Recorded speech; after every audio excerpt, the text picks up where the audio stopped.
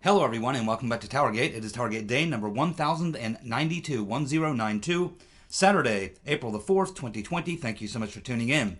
Okay, we have a lot to get to today. We got the latest information on the John Durham investigation from Chuck Ross. We also have a follow-up on the story regarding Seth Rich. And of course we have some stuff on controvirus and some political stuff. So a lot to get to. Let's see if we can do it within the time frame allowed. A lot to get to. Okay, so Chuck Ross has written a story yesterday in the Daily Caller, just giving us an update on the John Durham investigation. Some of this is new, some of this is not new. So let's go ahead and get to it. So the article says that John Durham is forging ahead with his investigation of Trump-Russia despite the coronavirus pandemic. So he's investigating, I should say he's investigating the Trump-Russia probe origins, how the probe got started, and of course we know he's gone far beyond that now. Not just how it got started, he's now far beyond that. So it looks like Chuck Ross is saying that Durham is very focused on the National Intelligence Council. Now, I've never heard of the National Intelligence Council, but basically it is a part of the Director of National Intelligence. That would be Clapper, the unwitting idiot James Clapper. That will be his group. He says that Durham is looking into John Brennan. Of course, we've known that. And of course, his alleged mole, who the intel community relied on for insight into Vladimir Putin's motives, and whether or not he actually had access to the Kremlin. Now, this is something that hasn't got a lot of headlines. It's one of them things that's kind of blurry, but it's been out there for a while. And here's the basic story, is that John Brennan, Mr. Potato Head, had given Barack Hussein Obama on 2 or 3 occasions these notes, which when given to Obama were basically for your eyes only type notes, that he bypassed the normal, going through the National Security Advisor or any of this type of stuff. They were just direct notes from Brennan to Hussein Obama. And we later learned that these notes were information that Mr. Potato Head had gained from what is being described as some kind of a mole within the Putin administration. And that this was someone who was very close to Putin and had inside information about Putin's involvement or alleged involvement in Trump-Russia collusion. Now, we've never known who this mole is. That has never been disclosed. But certainly, John Durham's extremely interested in who John Brennan's Russian mole is. And so this is what Chuck Ross is referring to here when he says that John Brennan is looking into this alleged mole in the intel community who is providing insight into Vladimir Putin's motives and someone who apparently had access to the Kremlin. So we don't know who this mole is. A lot of people suggested it's just Christopher Steele or one of these other Russians that we've heard of, Deripaska or someone like that. But it could be someone else. We just don't know. But John Durham probably knows by now exactly who Brennan's mole was. Ross also says that, of course, we know that Mr. Potato Head, that John Durham has sought Brennan's emails, calendars, and other documents. He's also looking into the FBI, the activities of the FBI as well. Of course, we would assume that. Also, that Durham is looking into foreign intelligence services who may have been spying on the Trump campaign and Trump associates in the Trump campaign. He's also looking into private actors such as Confusion GPS, Glenn Simpson, Mifsud, and people like that. Chuck Ross is also saying that according to the DOJ, Barr asked Durham to look into this Trump-Russia probe back on May 13th of 2019. But Chuck Ross has obtained emails which shows that Durham was actually in contact with the DOJ prior to that date, as much as 30 days prior to that date. So I'm not sure how to explain that, but apparently he was digging around even before that. We also learned from Chuck Ross, this is new information, that the British government is who rejected Durham's request to interview Christopher Steele. Now, we know that Christopher Steele came out and said that he, through his lawyers, rejected Durham's request to do an interview, but it's being reported by Chuck Ross that the British government has rejected Durham's request to interview Steele. Well, that's fine. That's fine. That's fine. Let's see. We just learned this. This is new information that Sir Andrew Wood has told the Wall Street Journal that he was recently contacted by John Durham's office. Now, remember, it was Sir Andrew Wood who approached Senator McCain, and his stoolie, David, what's his name, at this Halifax conference in Canada, Nova Scotia.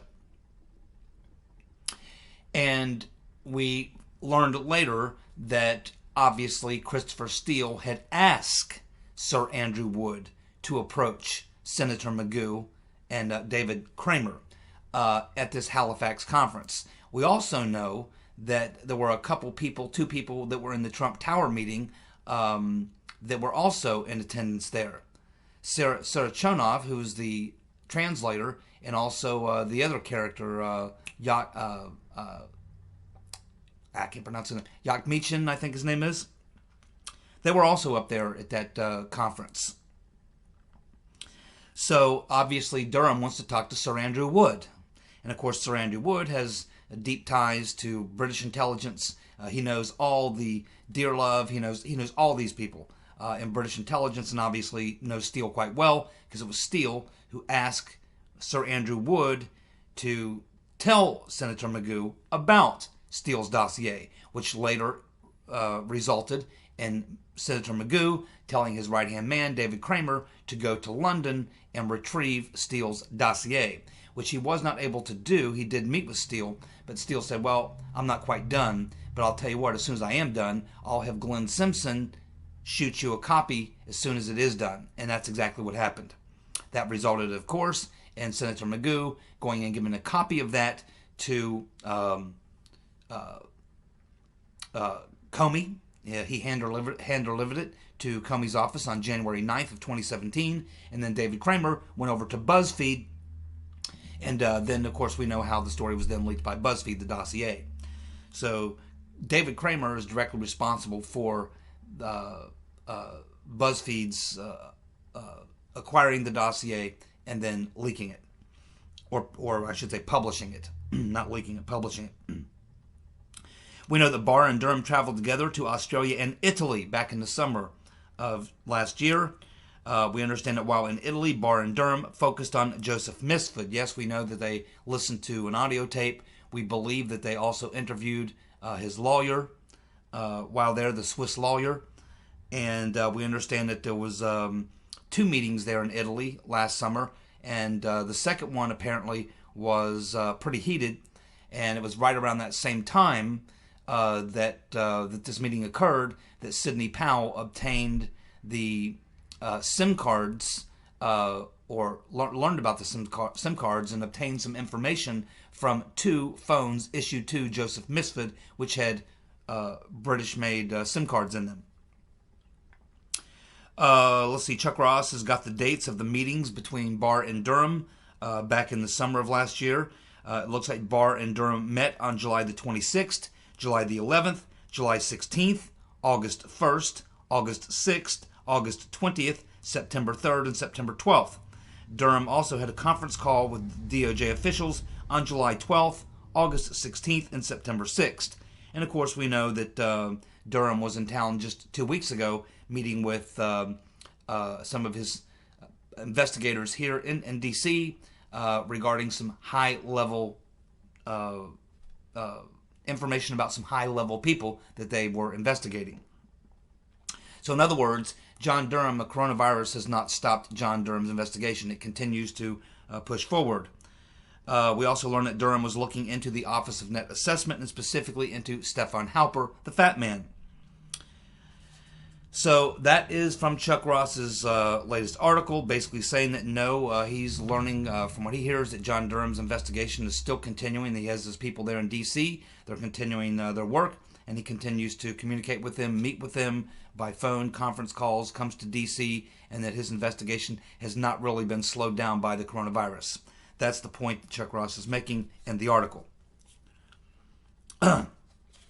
We also had this story a couple of days ago. These are just some stories from the last 2 days because I was, of course, not here yesterday. So this is a story that we would have missed that I'm going to bring to you now, which is apparently Jeff Sessions, the Crimson Tide elf, has been down there in Alabama, running these ads in which he references Trump like 15 or 20 times about how a big supporter he is of Trump and how closely he works with Trump and all this sort of thing. And apparently it really ticked off the Trump campaign, and so they have sent a letter advising Jeff Sessions to take down that ad, and that Trump has not endorsed Sessions, and that he blames Sessions for the Mueller witch hunt, and that he has endorsed Tommy Tuberville.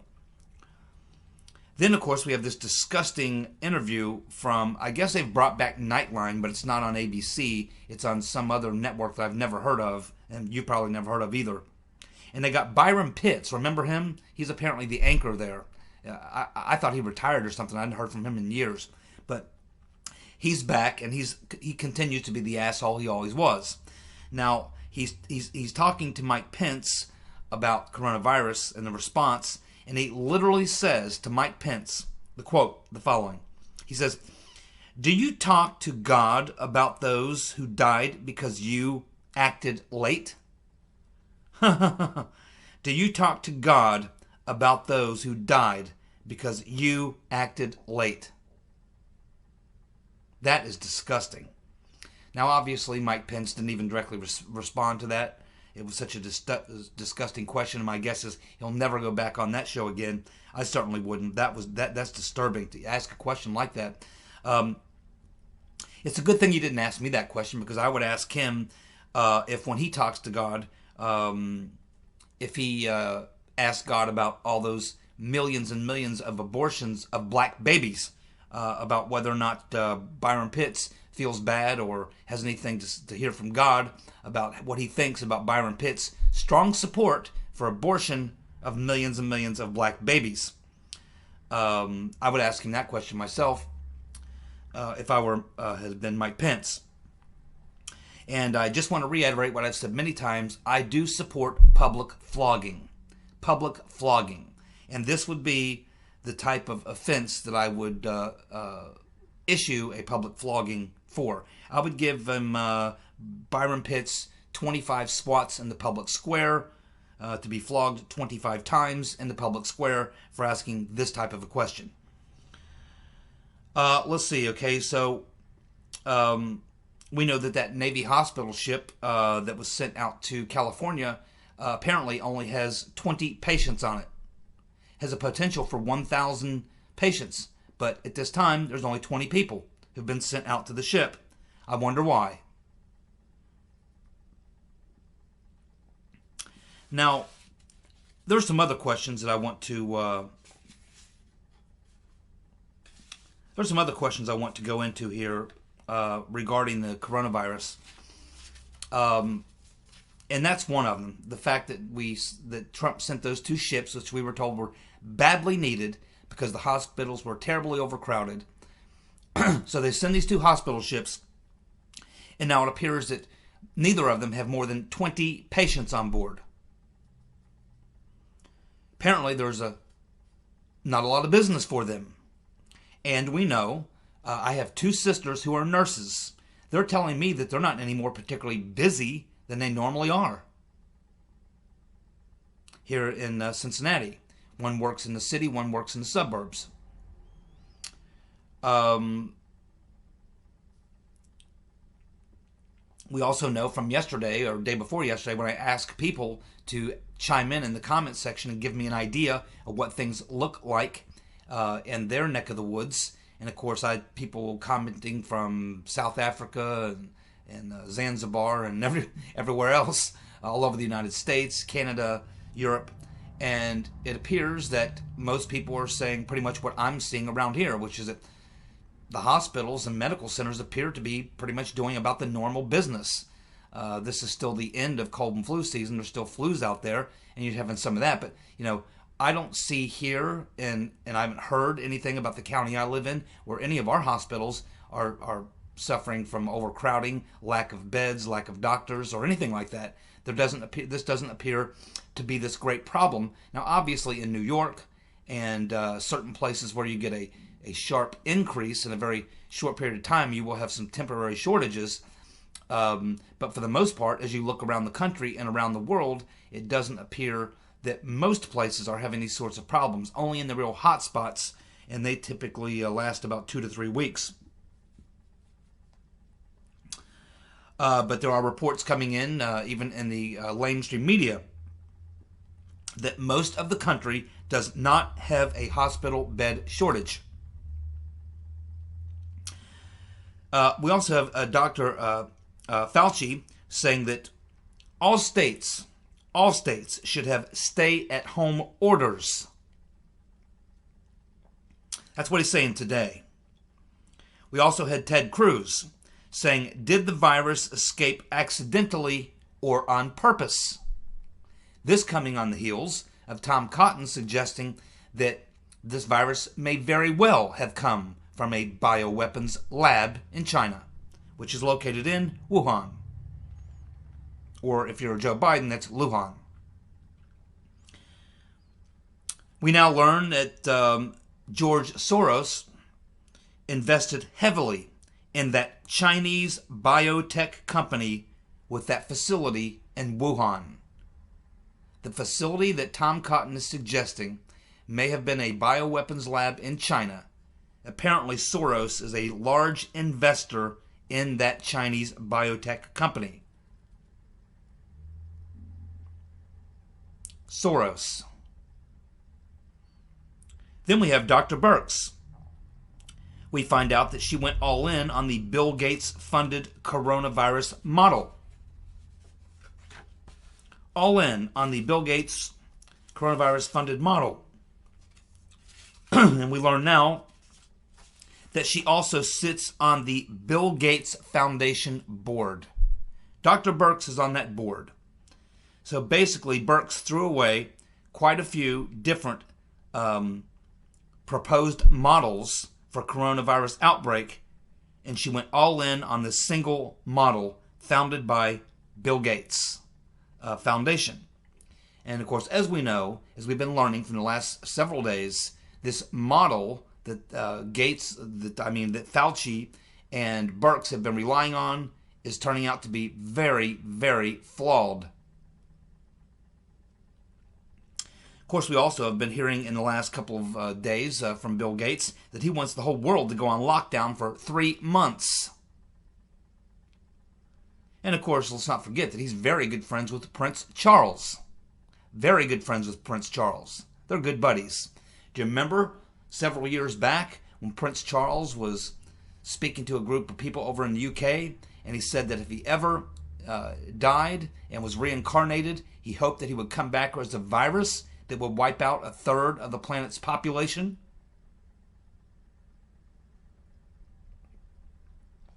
As I just said, this model that they've been using apparently is way off. Way off. Originally, it was predicted a couple weeks ago, according to this model that Fauci and Birx are using, that we would by now have 121,000 deaths. But we only have 31,000 deaths. That's way off. 121,000, but we only have 31,000. We also have learned in the last several days that both Brazil and Sweden have similar fatality numbers as the U.S. per capita, but they've left their economies open. They have not closed down their economy the way we have, and other European countries as well. And remember, Bolsonaro was just in town a couple of days ago visiting with Trump. I'm sure he told him, why are you guys closing down your economy? We also know that the contravirus deaths are about 10% of what the normal flu normally is. Typically, the normal flu kills about 20 to 50,000 people a year. But the normal flu isn't nearly as contagious as the coronavirus. So if you actually look at the numbers and you run the numbers as far as how many people die per how many people infected, you'll see that while the coronavirus is it spreads very, very rapidly, very easy to spread, more than the typical flu, as far as the actual number of people it kills, it's still in that sort of 1% range. And we know that about 99% of the people who have died from coronavirus had pre-existing conditions. About 94.9% of the people who have died from coronavirus are over 45. Now, I am not suggesting that we just allow these people to die. When I say that I think we all need to get back to work, and I've been saying that, and I think it's time. Especially based on the fact that we're just not hitting the numbers these models have predicted. And because I suspect there's something else that may be going on here, as I'm sure many of you as well. Now, Douglas, I'm not suggesting I want you to die. Or I'm suggesting I don't care about old people. My mother is 75 and my granny is 95. I do not want my mother and grandmother to die. What I suggested in a previous video, in the comment that I think Douglas was making in the comment section, is I'm suggesting that people who are healthy, who do not have any respiratory issues, who do not have any type of pre-existing conditions, this small number of people, they should be the ones who stay home in quarantine for their own health. For their own health. And also so they don't spread it to other people. But the other large, massive majority of people who don't have these pre-existing conditions, who are not over 70 years old, who don't have respiratory issues or asthma or anything like that, that they should get on back to work. At this time, we have lost about 700,000 jobs, and our unemployment has now skyrocketed up to 4.4%, which is leading a lot of people to ask a lot of questions. Now, back on January the 21st, Dr. Fauci says that the coronavirus was not a major threat. That was back on January 21st. Coronavirus, not a major threat. But today, over the past several weeks, he's been advising Trump essentially to shut down the damn economy. Today, his tune has changed, and he's saying that Americans shouldn't assume that hydroxychloroquine is a knockout drug. For some reason, he and Dr. Birx do not want to give much support behind that, and I'm not sure why, considering all the success we seem to find that they're having with it. And of course, we hear now that that drug is being hoarded. And there is now about 6,000 doctors who've now come out and said that the most effective treatment that they are using right now is this hydroxychloroquine. So, there's something the last few days I've been thinking, I don't know what's going on here, but something stinks. We learn the close relationship that Birx and Fauci have with the Clintons, the Clinton Foundation, Obama people, the deep state. Now we learn the closeness with the Bill Gates Foundation. We know what sort of goals these people have. We're starting to see that these numbers are really not adding up. We're starting to see that the model that they've been using, we now have Dr. Fauci, who's been telling Trump all these things he should be doing based on this model, and now he's out there saying yesterday that the models just aren't reliable. So he's been giving Trump information based on models that he now says are unreliable. So, we're having one of those, what's for dinner, Marge? Fish for dinner last night, Marge? Is that what it was, Marge? Fish for dinner last night? Yeah, something stinks. Something stinks. Something is rotten in Dunkirk. Something is rotten in Dunkirk. I don't know what's going on here, but things are starting to look mighty fishy. Mighty fishy. The damage that we have done and are doing, and what does this... This doesn't allow Trump to go out and do campaign rallies. This takes all that enthusiasm that would normally be there for Trump's reelection and it keeps Joe off the campaign trail, keeps him out of sight. It does severe damage to our economy. It's a socialist wet dream, having people sit home and collect a government check. It's coming out of China at a very interesting time. There's just a lot of things, and the people around Trump are now seeing their connections to deep staters, Clinton lovers, and people like that. You're starting to wonder if this is just another plot. It's starting to look very, very suspicious. Very suspicious. I've been thinking this now for about a week, but they've been saying, okay, in the next 2 weeks is when it's really going to hit big. Well, we just got through this week, and we are seeing a growth in the numbers, not this explosion that we were told about. And the death count is still in that 1% range. Still the same type of people. Now, next week is supposed to be the second of the 2-week period where we were supposed to see this giant explosion. And I'm of a mind to say that if we get to the end of next week, it's time to go back to normal. Obviously, as I said before, people who are at risk, who have these sort of respiratory issues, they're elderly, whatever. Of course, the elderly people are not primarily working anyway. They're retired. But 99% of the workforce should go back to work. Now, we should continue until this virus is totally gone, to do social distancing, to maybe wash our hands more often, to be more careful about what we're doing and that type of thing. But it is time to get this country back to work, because I am starting to suspect that there's something foul, something very foul at play here. I don't know about you, how many of you believe that. Maybe I'm crazy. Maybe I'm a conspiracy theorist. But something is beginning to stink like hell about this whole deal.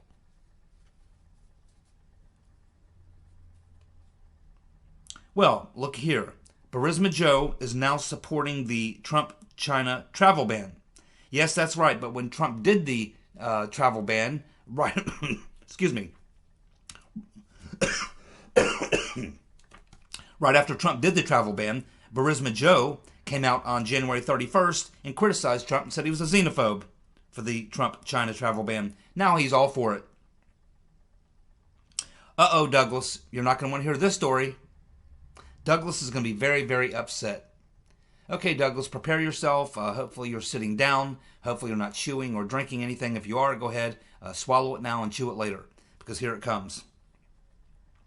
You remember we talked about those 2 cruise ships floating around out there in the Gulf somewhere, and they were being denied access to come into port?